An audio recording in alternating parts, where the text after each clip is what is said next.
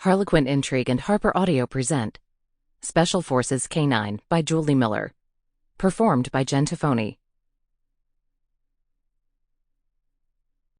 For service, therapy, emotional support animals, and pets.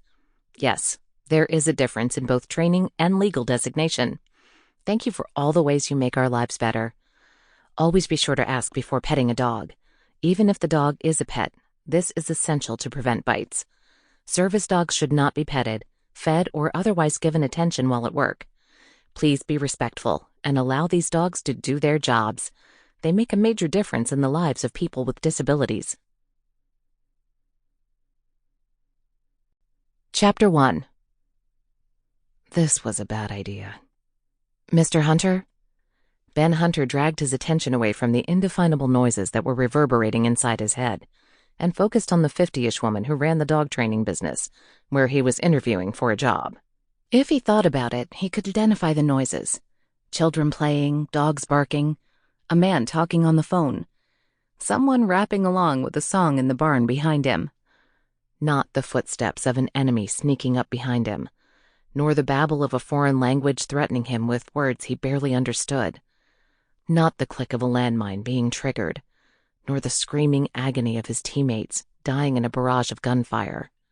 Sometimes, too much of any kind of noise was a headache-inducing time bomb that could flash him back to the nightmare he could never truly wake up from.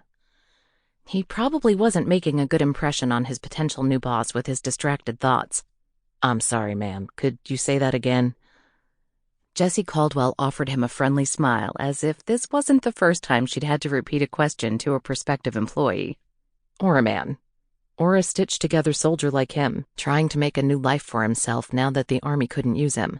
Not with his PTSD, or his scars, or his missing hand. "I asked if you had any experience milking a goat." "Goats? Yeah."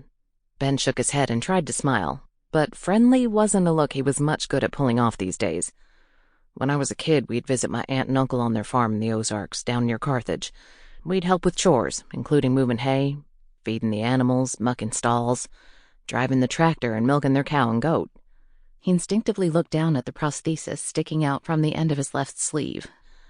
"I suppose I could still manage it with one hand." She hugged her arms over the insulated vest she wore on top of her flannel shirt and studied his labored attempts to engage in casual conversation. "Sounds like a fun experience for a kid growing up." "Yep." "Oh, so eloquent, Hunter." He silently chided himself. The idea of getting a job where he had to interact with people like this nice lady was about as bad as breaching that rebel encampment in the middle of a Central American jungle, when every instinct inside Ben's head had told him he and his team were heading into a trap, that their intel was flawed, that their mission to rescue a kidnapped diplomat and his family was about to go sideways. Even his K-9 partner, Smitty, had barked furiously, warning them to stand down, that he sensed a danger they could not see. But Ben had been a soldier who followed orders.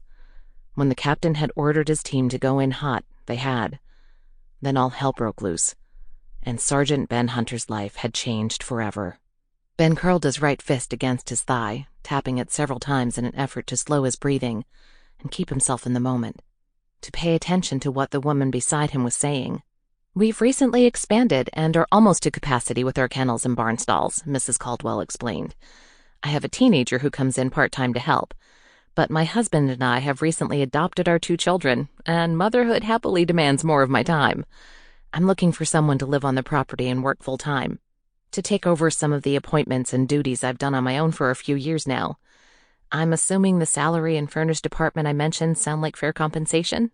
Easing the grip of his fingers, Ben nodded his understanding, even though he hadn't heard the first few words she'd said. Maybe it was the noisy dog in the last kennel at the end of the run, barking his fool head off, that was mentally sending him back to that botched mission. Smitty had raised a ruckus just like that on that fateful morning. But there were no guns here, no enemy combatants. He wasn't even in uniform anymore, save for the long camo army jacket he wore to ward off the cool autumn breeze, and to hide his prosthetic hook strapped onto his left elbow and shoulder. His jeans, work boots, and beard that was neatly trimmed, but several inches past the length he'd worn on missions, should have helped him feel like a civilian. He was just Sample complete. Ready to continue?